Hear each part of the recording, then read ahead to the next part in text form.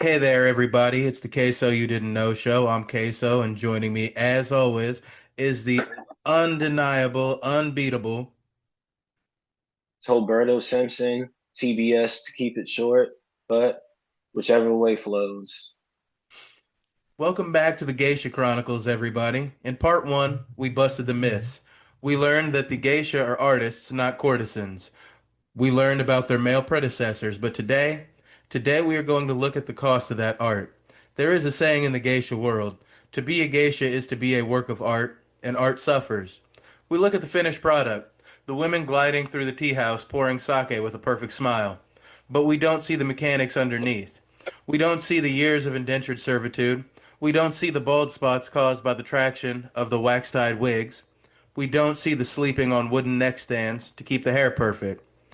This episode is about the system, the Okaya. The Okaya is the geisha house. It's a boarding school, a training camp, a sorority, and a prison all rolled into one. It is a matriarchy, a world run entirely by women, where men are forbidden from living.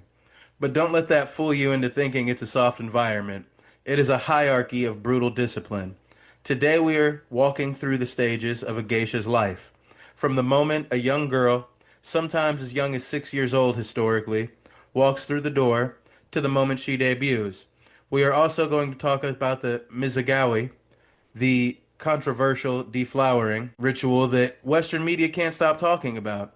And we're going to see exactly how much a human being can endure for the sake of beauty.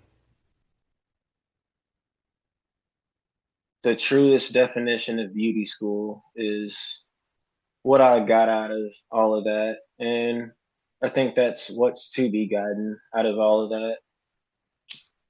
It is beauty school meets boot camp, and you're not learning how to make other people beautiful, you're learning how to be beautiful. So, definitely a different style of beauty school than what we're used to here. Beauty is pain. Truthfully, I'm sure that's probably inscribed somewhere in some ancient Chinese scripture, you know, of some sort.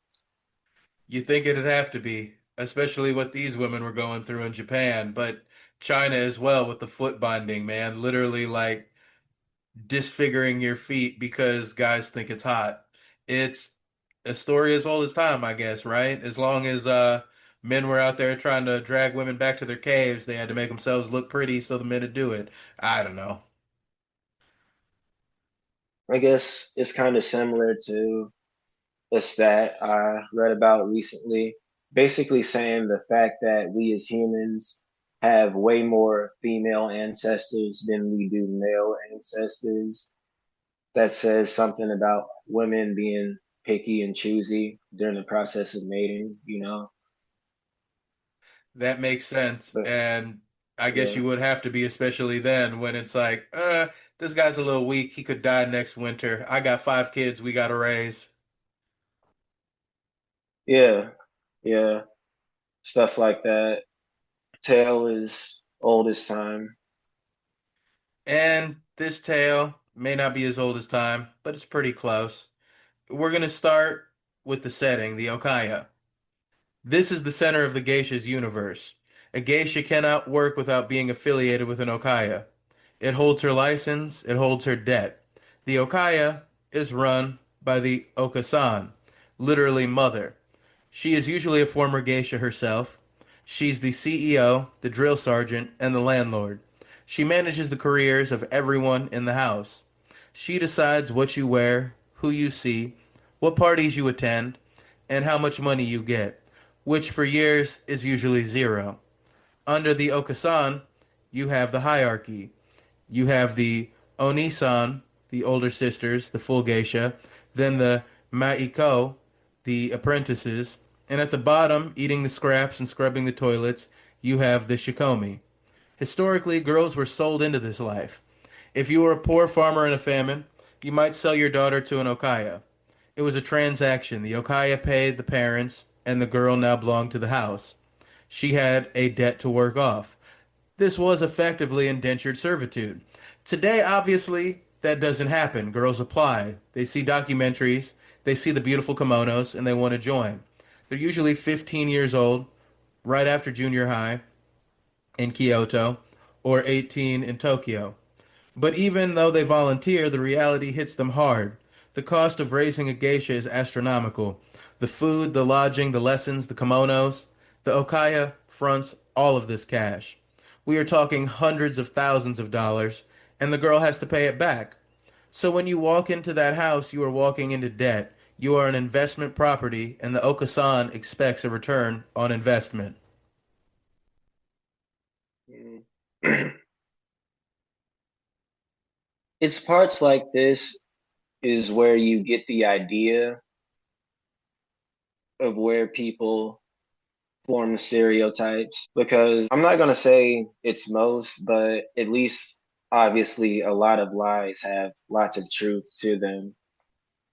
And when it comes to the whole geishas are nothing but property to be sold specifically for sex, these are really the roots of it. But obviously, things progress throughout time. And like you clearly pointed out, it's not that way today for decent reasoning. But you really think about people's psychological process. I just got to point out what it has to do to somebody's self-esteem, I imagine, to go through that process. To learn that you're essentially just there to look pretty the rest of your life and you don't really have a say in it. If you're lucky, you get to a point where you can be an Okasan and do it yourself.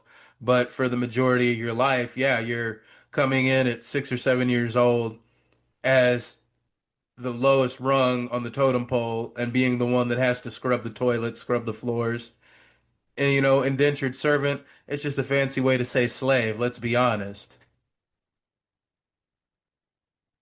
You always have those little titles that are always meant to spice up really simple titles, really simple labels to things, like quality control engineer as opposed to janitor.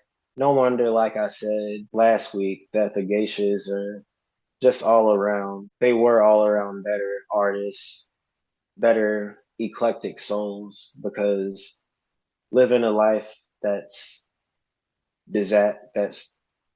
the same neighborhood as that, yeah, it you'd have to tell some things, I imagine. You got some things to say. And you learn from watching the ones that have been there longer too, that when you come in at the bottom rung, if you're at the top of the rung, if you're an Oni-san, you're seeing what that woman's going through every day, and you learn like, yeah, you definitely have to develop a personality of some sort to be able to get out of this. It just makes me think about how many possibly, I know there's at least some, but just the population amount there are that eventually made it in to the same country we live in, that passed on those type of stories. It does make you think, and it makes you appreciate that we do have those stories to be passed down. Yeah, like I remember you telling me stories about an old hobo. You and I think other people we knew kind of messed around with by Dunnigan Park and stuff like that. Like imagine what those stories would be like on this end, for sure. Exactly, exactly. And the thing that really stands out to me before we move on is just like when a girl does it now to go be a geisha, she's accepting the fact that she's going to be in debt. The part that like blows my mind is okay, your parents made money off of you, but now you at like 6, 7, 8 years old are in debt until you're in your 20s or 30s. Hmm. Yeah, You that's you want to talk about coming out salty and being pissed at life? You know the whole I had to walk uphill in snow both ways to go to school. You kids got it easy. yeah. I know what you mean. Yeah, that whole I had to walk miles to school type of thing, and yeah, it's true in lots of cases, for a fact. And overall, the stage moms, those are just too rare to depend on though, because I mean, there's only going to be so many of those, but overall, it's really nothing to look forward to being in that ecosystem. Not at all. And you'll start to learn. Let's say you're 15, right? And you've just been accepted by a Oasan. You get accepted, you move into the Okaya. You are now a Shikomi. Shikomi translates to preparation or training. But a better translation might be Cinderella. The first year, or sometimes just a few months, you are a maid. You wake up before everyone else. You clean the house top to bottom. You help the senior geisha get dressed, which is a workout in itself. You run errands. You learn the dialect, the Kyoben, the specific soft Kyoto dialect that geisha speak. Even if you're from Tokyo, you have to learn to talk like a Kyoto girl. You are being watched constantly. They are testing you. Do you complain? Do you sleep in? Do you talk back? If you do, you're out. It's a hazing period. You are also starting your art lessons, dance, shamisen, that little three-string banjo. See, it's important here. Tea ceremony. You're busy from 8 a.m. to midnight every single day. If you survive the Shikomi stage, you become a Minarai. This means learning by observation. This stage is short, maybe a month. This is where you get to put on the makeup for the first time. You get a slightly less elaborate kimono. You are sent to the tea houses, the ochaya, not to work, but to sit there and shut up. You sit in the corner of the party. You watch the older sisters. You watch how they pour the sake, two hands always. You watch how they laugh, covering the mouth. You watch how they deflect a drunk customer's hands without making a scene. You are absorbing the omotenashi, the radical hospitality. You are a prop. You are there to look cute and learn the ropes. You don't get paid. You are still racking up debt, but you are one step closer to the main event. Well, beautifully written, I'll just start off saying. And there's no way to look at this other than this is obviously hazing the hell out of someone. Let's just start there. And it's overall just testing your patience, more or less testing how bad you want this. And I'm not gonna lie to you, man. I know we just finished the whole, all the fluffy talk, the light, less heavy stuff, but this is so reminiscent of something that's hot in the media right now because they're talking about how the whole America's Next Top Model show was a show that really, especially looking back at it, ruined lives, and it was just making a bunch of young girls go through a bunch of embarrassing processes with false promises of being this big model and how they were already picked out who was going to win at the beginning of the season. So it was really for no reason. It's so reminiscent of that, you It's know? super similar in a lot of ways, yeah. Besides the false promise, maybe, because everyone there at this point especially realizes we're not all gonna be geisha. So, like you said, who wants it more? But definitely the going through the embarrassing shit, the having to trudge 10 miles through shit basically to get nothing. Yeah, it sounds very Hmm. similar. That's a great comparison. Just overall, it really makes sense in that fact. It just makes you think about how we look at things differently today. It's like I said, social media really helped that because thanks to social media, we're able to make memes out of things and really just to see certain moments over and over again to where we can possibly comment or notice or just talk about things and back in the day just fly on by. Like certain moments that happened on TV back in days of yonder, if there was no social media, if there was no way for people to make memes out of things and just have instant global conversations about this shit, certain things it wouldn't even it just wouldn't make the light of day. Like like I said again, not to get into tabloid talk, but between me and you, I know a lot of people of our age, we remember the whole Wayne kissing Birdman thing and how that was a real big spectacle. But the thing is, that happened on live TV, like way before, like about 5 years or so before they even got, it even became a big spectacle in the media.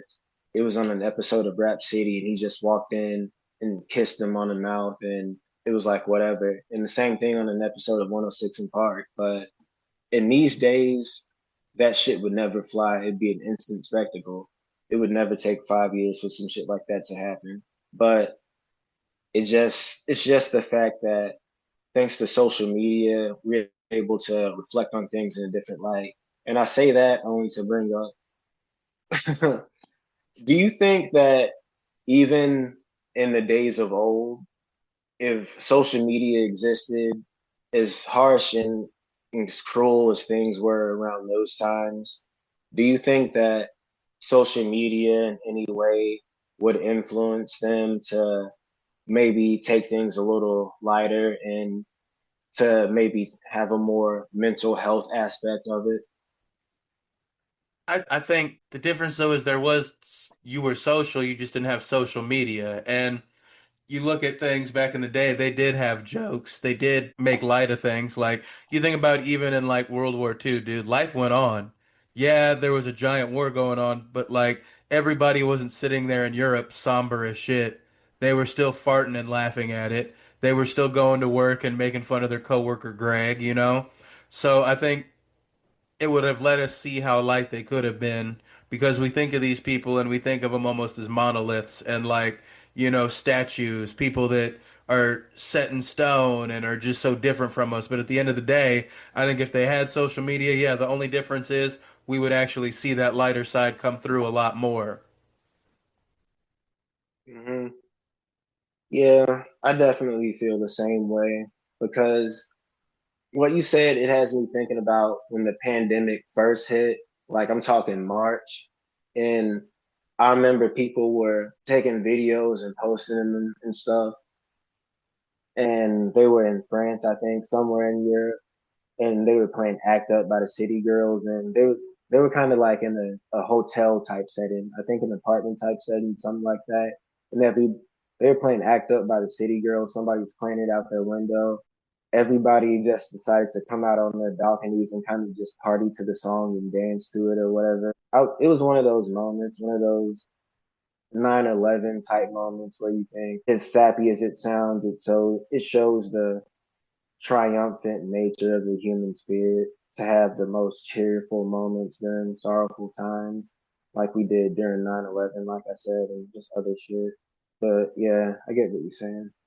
And I think sometimes the harder the life is, the more you have to find the humor in it, or, you do die. And that's why I got to think these geisha, they probably were, even without having to be trained, they'd have probably been some funny girls because when you're living a life that hard, you got to find the humor in it. Oh yeah, oh yeah. And the thing about this, it's teaching you, but it's the most independent form of learning there is because there's not necessarily a direct teacher. You're just really learning by observing.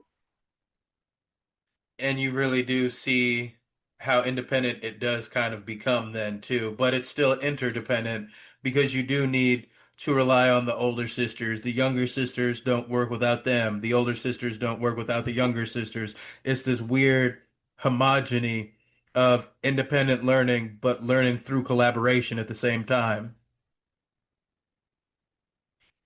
Yeah, just to really take things all in and just to really see, okay, how are you going to react to this?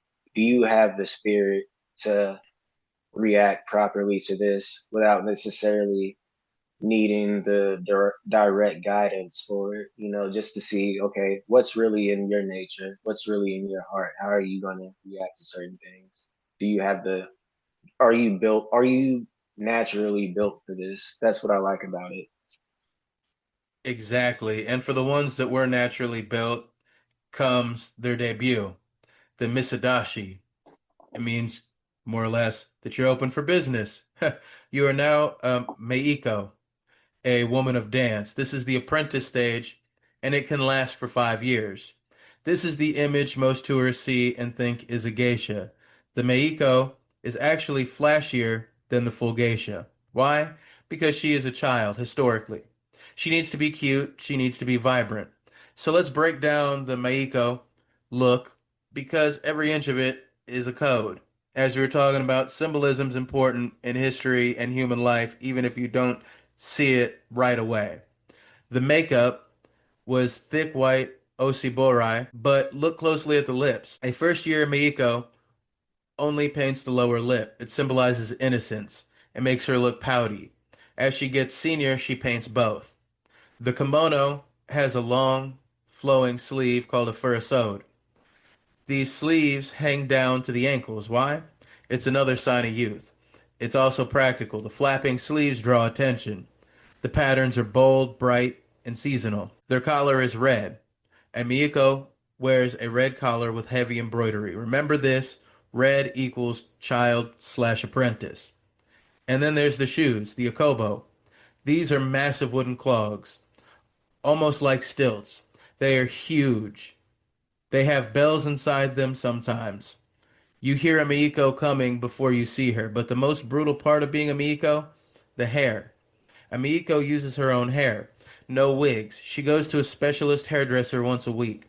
They wax her hair, pull it, stretch it, and sculpt it into these defying gravity shapes. The Nihongami. Because it's her own hair and it's expensive to style, she can't take it down at night. She has to sleep on a takamakura, a tall wooden neck rest. It's basically a block of wood that props your neck up so the hair doesn't touch the pillow. If she rolls off the block in her sleep, she ruins the hair. Legend says the Okasan would sometimes scatter rice around the base of the neck rest. If the Miiko woke up with rice in her hair, it meant she moved and she got scolded. The tension on the hair is so tight that it creates a condition called traction alopecia.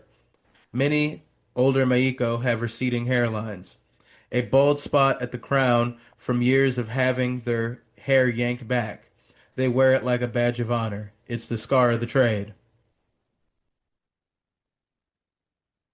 Mm. Yeah, I can't lie. I gotta be kind of crass when it comes to that, but that's some brutal shit. I'm not gonna lie. That's some pretty brutal shit to wear something like that as a badge of honor, you know. It just shows, I would say, to one degree or another. Some would say an oppressive culture. Well, especially this geisha culture, like, and the way they have to come up through it and everything, it is a very oppressive system for sure. Well, as we said before, they're quote unquote indentured servants, which is basically just a slave that may have a chance to make money one day. Yeah, it's really gambling doing some stuff like that overall. And the visual sampling is pretty nice. I mean, just as far as just the cultural aspect of it, you know, them it being like certain badges of honor, they say, like basically to show that you earn certain stripes, you know, certain tiers within it. It's very much once you hit that point, because the bolder you're getting, I guess, in a way, means the closer you're getting to be a full geisha. And I could definitely see how it's a badge of honor because you came up from being the one cleaning the toilets to the one that's about to be out there making her own money eventually, if you play your cards right. And just the way they managed to symbolize through the outfits to let you know it's a basically a baby geisha coming up, and the way you can just look at her and know and see the different aspects working to tell you it's an apprentice or a younger person without even realizing that's what it's telling you. I know we were talking on symbolism a little bit before the show here, and it really does make you think of just how powerful symbolism can be, that it works even if you don't know it's working. Really? Can we even say that people in the army, to a certain extent, all bullshit aside, really get trained this hard? Like, at least when it comes to shit like this, like a wooden pillow. Exactly. You're asking the right questions here. No, I don't think any. When I made that comparison in the episode last week about getting into the Navy SEALs being hard, it's almost that level of physical torture that you have to go through.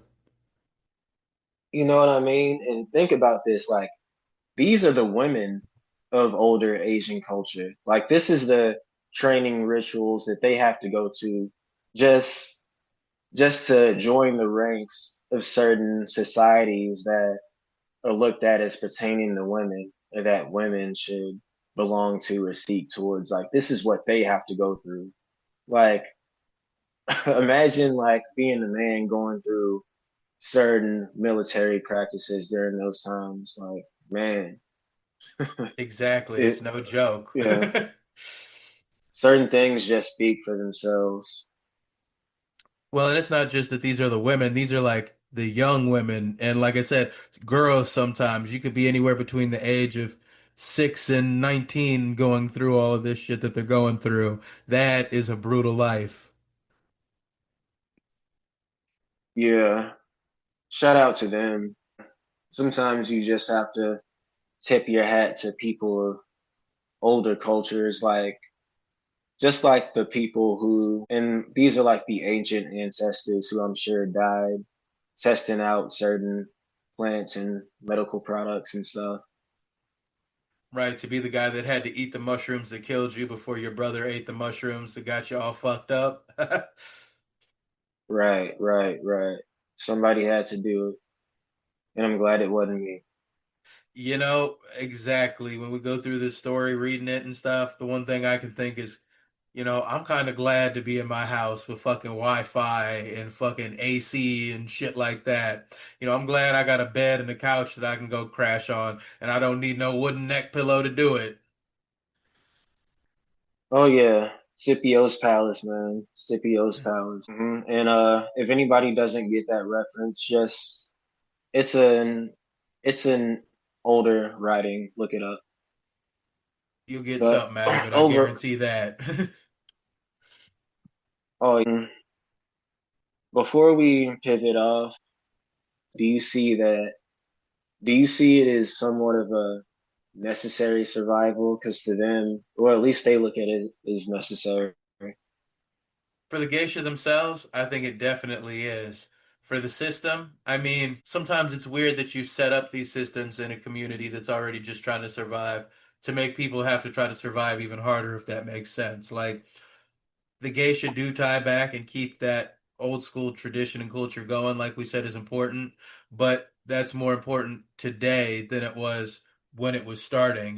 So if it had never started, would they be there to do it? No, but at the same time, was it a necessary culture to have? Maybe not necessarily. I guess it did give women a chance to get money in weird ways, in a sense, but I don't know. It is a culture of survival set up almost unnecessarily. Mhm. Yeah, a hell of a thing. And it's pretty controversial, I guess, like other things. Well, you want to bring up some controversies, man. I can bring up some controversies for us right now because we got to talk about the big controversial elephant in the room, the Mizwage. If you saw the movie Memoirs of a Geisha, you think Mizwage is an auction where a Miiko's virginity is sold to the highest bidder. Here is the truth. Historically, yes, it happened. Mizwage literally means hoisting from the water. It was a coming of age ritual. In the Edo period and leading up to the mid 20th century, a patron, Dana, would indeed pay a massive sum to the Okaya for the privilege of deflowering the apprentice. This money was often used to pay off the Meiko's debt. It was a financial transaction to the Okaya. It was a recouping on investment. To the Meiko, it was a rite of passage that signified she was becoming a woman. Was it sex work? By modern definitions, absolutely. Was it seen that way inside the culture at the time? It was seen as a ceremonial transition. It's dark, it's uncomfortable, and it highlights the vulnerability of these young women who are essentially property of the house. However, and this is a massive, bold, underlined however, the practice died out. In 1956, Japan passed the anti-prostitution law. Misoage as a sexual ritual was illegalized. Today, misoage still exists, but it has changed completely. It is now a symbolic party. It's a change in hairstyle. The Miiko changes her hair from the split peach style to the Sako style. She visits her patrons. She announces she is graduating. There is no sex involved. Modern geisha hate the misconception. Miniko Iwazaki, the most famous geisha of the 20th century, who interviewed for Memoirs of a Geisha and then sued the author because he twisted her words, insists that for her it was purely ceremonial. But other geisha from poorer districts tell darker stories of the pre-war era. It's a complex history. We can't whitewash the past. Women were exploited. But we also can't slander the modern women who are artists by insisting they are selling their bodies. Hmm. I guess controversy is pretty right. And you gotta love the transparency, because it's absolutely sex work at the end of the day. It is, no matter how you want to cut So, it, even if it's ceremonial, it was them selling their bodies. You're 100% accurate on that. well, I think that says something about how, I guess, far behind they were when it comes to an anti-prostitution law being passed in the 50s. Just again, well, I'm sure I'm sure smart people won't take that as offensive, but just not, like I said, not being offensive. But when it comes to certain things, just certain elements of culture, it's like you said in the last addition to the Geisha story. Eventually, when it came to Japanese culture and them, and just Asian culture in general, the swords started to turn into guns because they realized that the sword was no longer valid, you know, the same way this building structures change. And I think that represents another changing of the guard, so to speak. I think it does too, as well, that you see how the geisha culture shifts, and they're here now, like we said, to keep that history alive, but they got rid of the parts that were demeaning to women in that way as well. And I think that only makes what they're doing now that much more special and that much more important. That they went from being something of survival to being something of it was art for survival's sake in a way then. Now it's art for sake of art. And I think that's a good transition. And it is one of those things that truthfully, just speaking of ways that show people of old days are just as human as us. I mean, the obsession over virginity that it's basically auctioned off, and yeah, at the end of the day, there's there's not really a way to classy that up. There's not really a way you can sophisticate that if you get where I'm going. There isn't at all. And I find it very odd too. You're right that it's something that almost every culture, if not every culture, has put on this weird pedestal in a weird way. And I feel like it definitely is not classy. There's no way to be like, oh yeah, she's a virgin. I want to take that. There's no way to turn that into something romantic or artful or beautiful at all.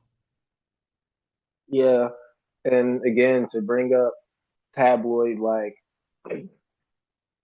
similarities, me and you, we grew up during a time to where I'm sure we remember where, or at least remember hearing remnants of guys counting down basically to the day when Britney Spears turned 18.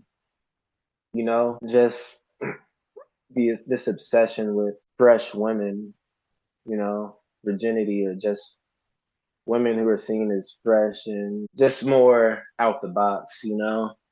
It's yeah, just barbaric like to whatever extent. It really is, and it is not classy, it is gross, and it is barbaric in a sense that whether it's someone turning 18 or this with the virginity, it's always kind of weird to me because it's like at the end of the day, that's either a child or very close to a child. That's weird, man. Unless you're like 20, 21, like within a few years of a motherfucker turning 18, it shouldn't like be something you're excited about. You know what I mean? Yeah, for a fact. It definitely gets just weird after a certain point. But after a certain point is that's a good key phrase because you got to ask yourself after a certain point, where does it lead from this area, you know, from the Well, virginity auctions. and I was gonna say, the good news is, from an investment standpoint, you can only go up from here, right? When you're at that weird bottom level of just where everything's at, all you can do is go up. Because I'm sorry, that had to be a low point for these women. I have to think, maybe I'm just putting a male gaze mindset on it, and that's wrong of me. But man, I couldn't imagine that being a day I looked forward to. If you survive the hair pulling, if you survive the sleeping on wood, if you survive the intense dance lessons in the hierarchy. Around age 20 or 21, you graduate. This is the Irakai. It literally means turning of the collar. The Miiko takes off her red embroidered collar. She puts on a plain stark white collar. She cuts off her Meiko hair, or stops styling it, and puts on the Ketsura, the geisha wig. She trades the long dangling sleeves for the shorter Kasoto kimono. She trades the massive wooden clogs for sensible sandals, the Zurai. She is now a geisha, or a Geiko, like the Geico Gecko in Kyoto. She is no longer the cute apprentice, she is the master. The wig hides the bald spots. The shorter sleeves mean she isn't advertising her youth anymore, she is advertising her skill. She stops wearing the heavy white makeup as she gets older, eventually wearing none at all, letting her natural age show. And Maiko is a firework, bright, loud, and short-lived. A geisha is a slow burn. She is the deep ocean. She can work until she is 80 or 90 years old. But once she turns that collar, she faces a new set of problems. Money, patrons, and the slow death of her entire world. In part 3, we are going to talk about the economics, the dana, the patrons, the sheer cost of staying alive in the flower and willow world, and we'll ask the question, can the geisha survive in the 21st century? Join us here next week for the finale. Take care of yourselves and each other.